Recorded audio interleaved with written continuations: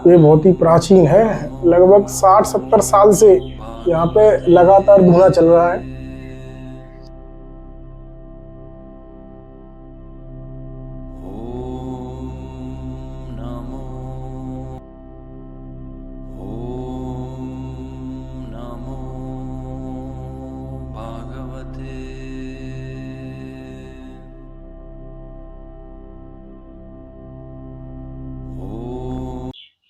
आठ 9 वर्ष की आयु से ब्रज से मेरा लगाव रहा। ब्रज में मैं रहा हूँ जी। यहाँ ग्वाल बालों के बीच में खेला हूँ, यही साधु बना हूँ। माँ से तो लगाव देखो हर व्यक्ति को करना चाहिए। धुना से जे के लोगों के कष्ट हरते। तो महाराज जी, उन जिन भक्तों के कष्ट हैं जो भी सांसारिक या आध्यात्मिक के, तो यहीं पे उनको आना होगा। हाँ, इसी जगह आना पड़ेगा उनको। उसके बाद देखिए, आप बीमार होता है आदमी, डॉक्टर लो जाता है। हाँ, डॉक्टर तो उसके घर नहीं पहुंचेगा। नहीं पहुंचेगा। बीज रखते, परिवार में कलह है, कहीं शांति नहीं है। तो ये हमारा जो हवन होता है एक सामाजिक होता है और उसके अलावा शत्रु विनाशक होता है। हम ज्यादातर हवन में फल लगाते हैं, जैसे अनार है।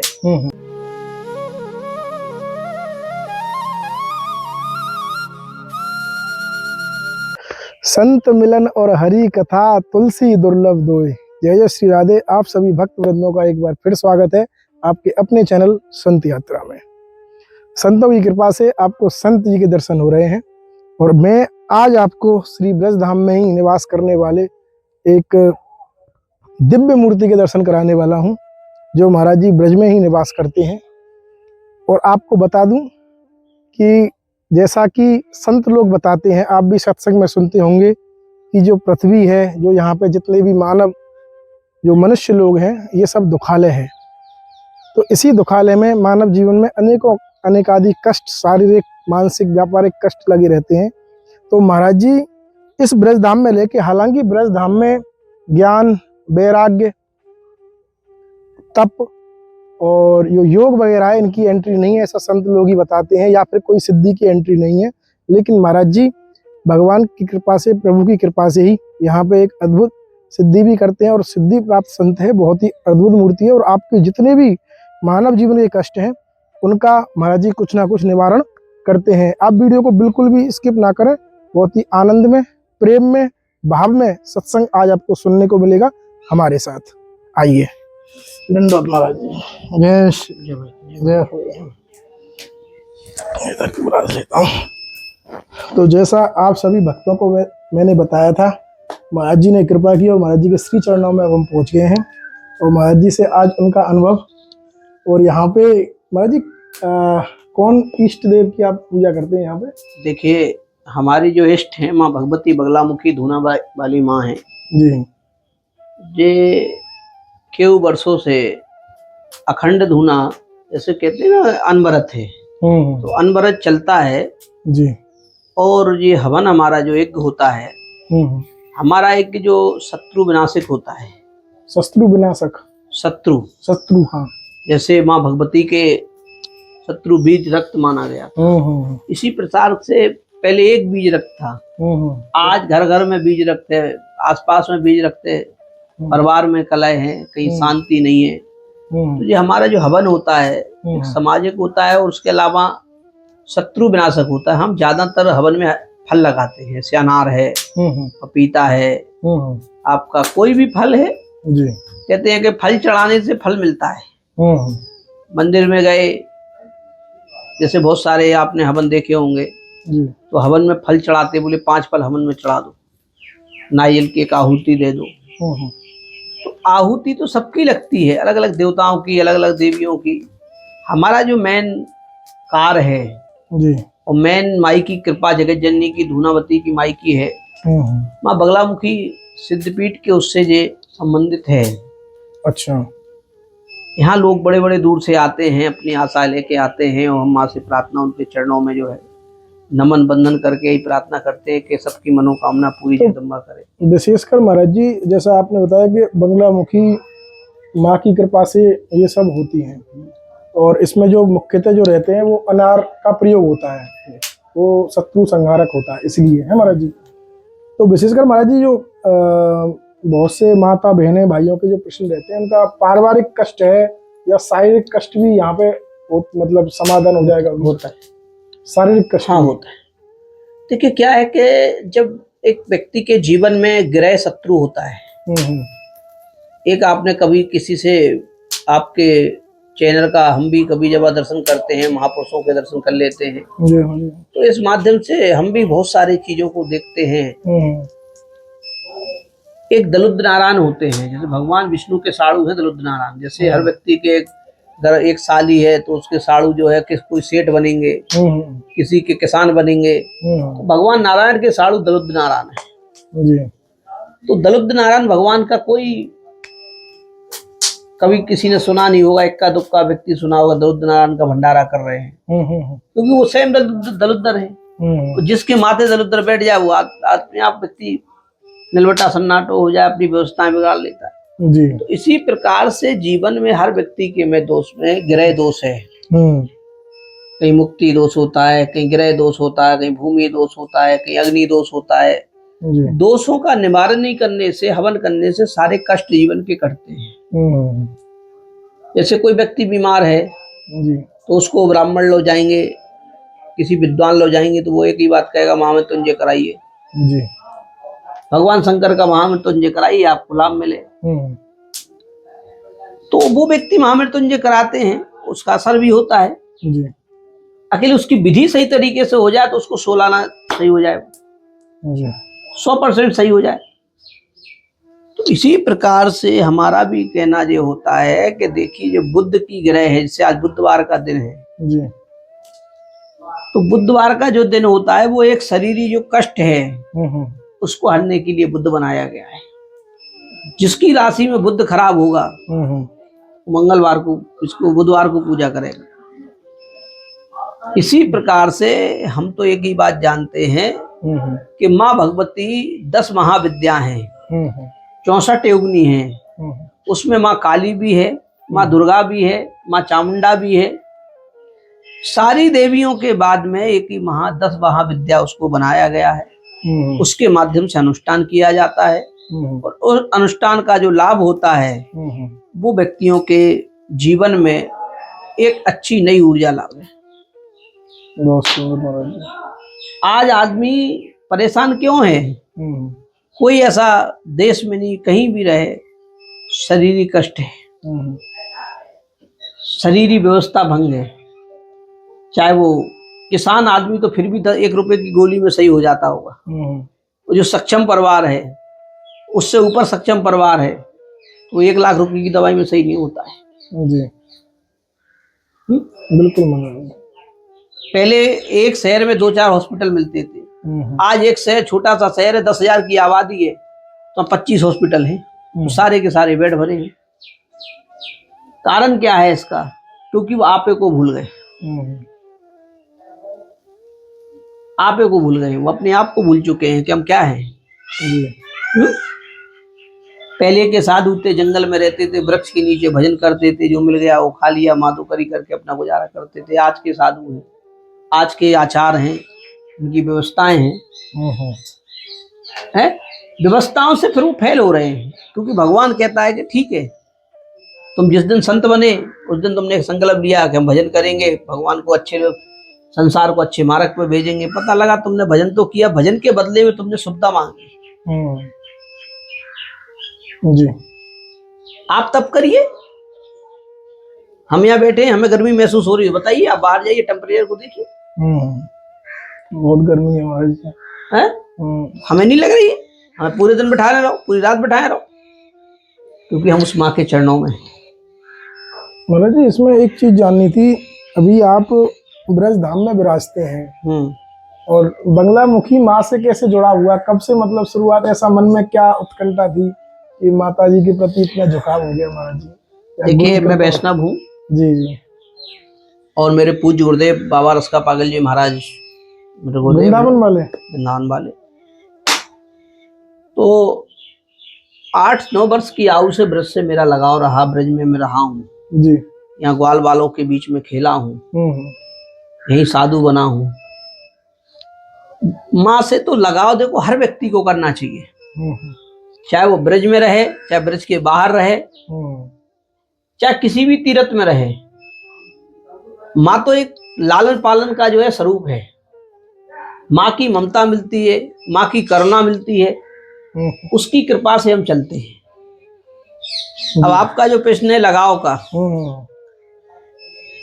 देखिए जब भी लगाव बच्चे को माँ से होता है कि बच्चे उसको जो है प्रेम से बुलाती है, कि माँ उसको प्रेम से कुछ खिलाती है, कि माँ उसको अपना बालसल देती है जी। अब हम बालकाल से साधु हो गए, हमने वो जगत माता को तो देखा है, जननी को देखा, जननी के बाद पले, उसके बाद संसार साधु की तरफ चले आए।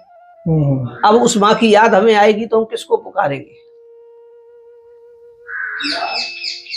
उन्हीं को पुकारेंगे। है? हम उसके तरफ निहारेंगे तो हम किसको निहारेंगे? जी। है? हम चरण बंदन करेंगे तो किसके करेंगे? है? उन्हीं के करेंगे। तो वही मेरी सिद्धि है, वही मेरी कृपा है, वही मेरी दया है, वही मेरी करुणा है। लेकिन महाराज जी, जैसा संत लोग ही बताते हैं, मुझे तो इतना ज्ञान नहीं है कि ब्रज में सिद्धि की, ज्ञान की, वैराग का कोई स्थान नहीं है, सिर्फ यहाँ भक्ति महारानी का स्थान है, ऐसा संत ही बताते हैं। नहीं, सत्य बताते हैं। देखिए शास्त्र में है तो शास्त्र के हिसाब से वो बता रहे, उनकी बात झूठ नहीं है। अकेली भक्ति महारानी भी तो जो ज्ञान वैराग्य के साथ ब्रज में आई हैं, आई तो है, आई है, भागवत जी कह रही है। बिल्कुल है? हम साधु भक्ति के लिए होते हैं, ज्ञान के लिए नहीं होते हैं। ज्ञान में तो यहाँ उदो हार गए। बिल्कुल हार गए। बिल्कुल। हम माँ भगवती की साधना ही तो भक्ति है। जी। आप लोग अच्छे अच्छे मंचों से सुनते होंगे, महापुरुषों के वाणी मुखारबिंद से सुनते होंगे, एक प्राण दो दुई राधा के, राधा कृष्ण सुनो एक प्राण दो दुई जी। क्या है वो? क्या स्वरूप है? क्या दृश्य है? जी। वो किस्सा ही तो है। वो कहीं लीला हुई, उस लीला का पाठ तो है। बिल्कुल। जब मंथन हुआ, भगवान ने, स्वयं नारायण ने जो है मंथन में एक मोहिनी का रूप धरो। किसी के मन में कोई लालच आई, एक ऐसा देवता था जिसको सूर्य नारायण भगवान कहा जाता है, तो मेरी बेटी हो ऐसी। किसी के मन में कोई जागरूकता, किसी के मन में कोई जागरूकता, उनके मन में एक ही चीज आई, मेरी ऐसी बेटी होनी चाहिए। नारायण ने कहा तथास्तु। ऐसा ही होगा। कुछ समय बीत गया तो वो कहाँ गए? भगवान नारायण विष्णु के पास गए, ब्रह्मा जी के पास गए। ब्रह्मा जी से कहा कि अरे हमारी तो भगवान ने हमारी सुनी नहीं, हमारी तो वो इच्छा पूरी नहीं होगी कि हमें लग रहा है कि नहीं, तुमसे पहले ब्रज में मैं जा रहा हूँ, पर्वत बन के ब्रज में रहूंगा। आप सूर बन, आप जो है विश्वान बन के जाइए। तो विश्वान जी सूर हैं, स्वयं नारायण जो है राधा रानी का स्वरूप है, तो वो भी तो माँ जगदम्बा है। बिल्कुल। तो हम माँ जगदम्बा ने हमें प्रेरणा दी। हम जब यहाँ आए तो लता पता थी, हमने देखा कि ब्रज 84 कोष एक साधना का, क्योंकि भगवान नारायण को, भगवान कृष्ण को ये कहा जाता है कि देवताओं के चाणक्य हैं। स्वयं नारायण चाणक्य यहाँ ब्रज में आके लीला कर रहे हैं, धरातल पे भक्ति की एक, भक्ति महारानी का एक प्रचार कर रहे हैं। हमने सोचा भक्ति कैसे हो सकती है जी?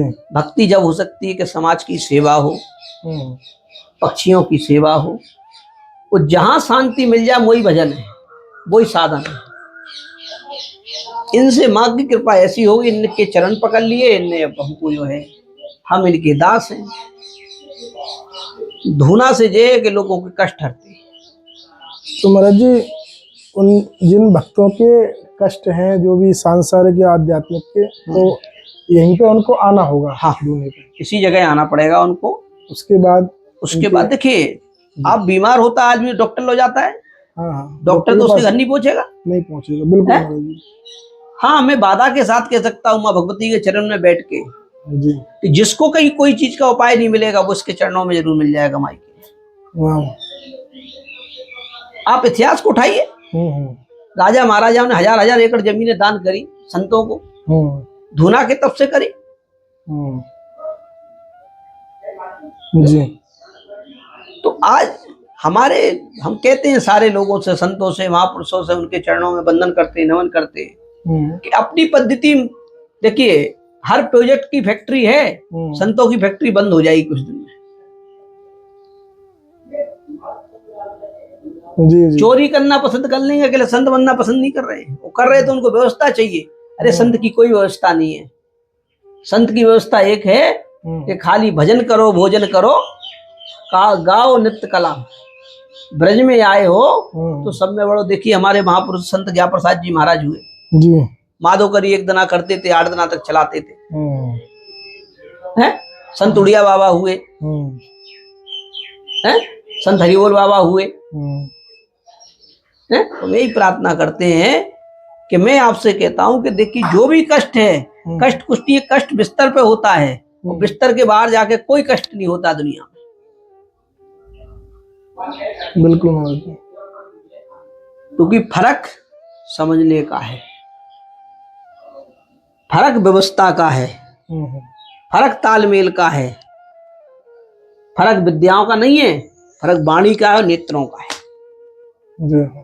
जब वाणी और नेत्रों को आदमी सही तरीके से देख लेगा, उसको कष्ट नहीं रहेगा, ना पीड़ा रहेगी, ना दुख रहेगा, ना तकलीफ रहेगी। आजकल तुम्हें पता है, कोई कोई आदमी कहां कहां से आए, अपने देवी देवता को मावस पूनो लोगों को पता नहीं है शहरों में। अब जब मावस पूनो पता नहीं है कि अपने देवताओं को नहीं समरोगे तो तुम्हें परेशान करेंगे। जब तुम सियानों के पास भागोगे, टोना टोटका करवाओगे, उससे और ज्यादा परेशान हो जाओगे। तो हम तो एक ही बात कहते हैं कि देखिए, जो जिस कार्य से यहाँ आएगा उसका कार्य सिद्ध होगा, और 1,00,000% होगा। मैं उसकी गारंटी से दावा लें। बस मेरी एक ही प्रार्थना कि माई कृपा सब पे जगत जननी बनाए, वो भजन सबको करना चाहिए। ठीक है महाराज जी, बड़ी कृपा की। जी, आपका भी बहुत बहुत सौभाग्य। हमारे यहाँ आप कुटिया पे दर्शन के माध्यम से पधारे। आपसे जो है, आपसे बहुत सारे देश दुनिया के लोग जुड़े हैं, लाखों लोग आपके फॉलोवर हैं। और बस यही प्रार्थना करते हैं कि तुम्हें सबको, सब संतों के दर्शन करवाओ तो उनका भी कल्याण हो जाए, साथ में तुम्हारा भी कल्याण हो जाए। बस बस बस महाराज जी, और क्या चाहिए। ब्रज भूमि की यही पुकार। देखिए, ब्रज में जो आता है भाव से आता है। राधा रानी की सब पे कृपा है, आप पे तो विशेष कृपा होगी, हम पे तो कम होगी। भाई तुम ब्रजवासी हो, है ऐसी ब्रजवासी बने रहो। हम तो भगवान से, माँ से, जगन्नाथ से ही प्रार्थना करेंगे कि सब ब्रज में आए। बिल्कुल महाराज जी। हाँ, तो महाराज जी ने बहुत सुंदर और भक्ति में रसमय बातें आप सभी ने सुनी, और माँ भगवती की कृपा से महाराज जी ब्रज धाम में विराजते हैं। महाराज जी के विषय में आपको कोई भी जानकारी चाहिए तो स्क्रीन पर नंबर है, वहाँ आप व्हाट्सएप के माध्यम से जानकारी ले सकते हैं। और जो भी आपका सांसारिक, पारिवारिक या शारीरिक जो भी कष्ट है, महाराज जी ने बोला है कि माँ भगवती की कृपा से सब सही हो जाएगा। हालांकि करने वाले तो परमपिता परमेश्वर है, हम लोग तो अपना कर्म कर सकते हैं, लेकिन फिर भी कोशिश यही है कि हो जाएगा। तो आप महाराज जी के विषय में ज़्यादा जानकारी आप मुझसे व्हाट्सएप के माध्यम से ले सकते हैं। और जिन भक्त को वास्तव में ही परेशानी है, वही भक्त यहाँ पे पधार सकते हैं, अवश्य दर्शन कर सकते हैं महाराज जी के। और हमें भी आप आज्ञा दें, मिलते हैं ऐसे ही दुर्लभ संत दर्शन के साथ, सिर्फ 7 बजे से 7 से लेके जी 11 बजे तक, शाम के 4 से लेके। अच्छा, धूना जो लगता है महाराज जी, धूना तो 24 घंटा चलता है। अच्छा, जो विशेष वो रहता है सुबह 7 बजे से 11 बजे तक, और शाम को महाराज जी शाम को 5 बजे से लेके 11 बजे तक रात को, और शाम को 5 से 11 बजे तक महाराज जी विशेष जो पूजा पद्धति अपनी रहती है। धूना तो खैर 24 घंटे चलता रहता है महाराज जी का, अखंड है। तो महाराज जी कितने साल से ये चल रहा है? करीब देखिए, मैंने तो ऐसा ही देखा है चलता हुआ। आपको इसका स्वरूप से लग रहा होगा। करीब ये मेरे समझ से 60-70 साल से ही चल रहा है ये। 60-70 साल से महाराज हाँ ऐसे ही चल रहा है, क्योंकि यहाँ संत ब्रह्मेश बने रहे, जब से ये चीज बनी तो धुना के उससे ही बनी है। दिख रही है महाराज जी, बहुत वो है। मैं तो करीब 12-14 साल से हूँ यहाँ, जब से मैं ऐसी आया ऐसी मिला हमको तो। छोटा ही सा वो है, ज्यादा इसको हम जैसे ऊपर वो भी नहीं कर सकते, माई की अनुमति नहीं है कि इसमें ऊपर अपन कोई वो लगा दे तो इसका एक जो स्वरूप है वो बिगड़े। जो प्राचीन स्वरूप है वही है महाराज जी, स्वरूप रोशनदान नहीं लगाते। कोई रोशनदान नहीं है। नहीं। ठीक है महाराज जी, ठीक है, धन्यवाद।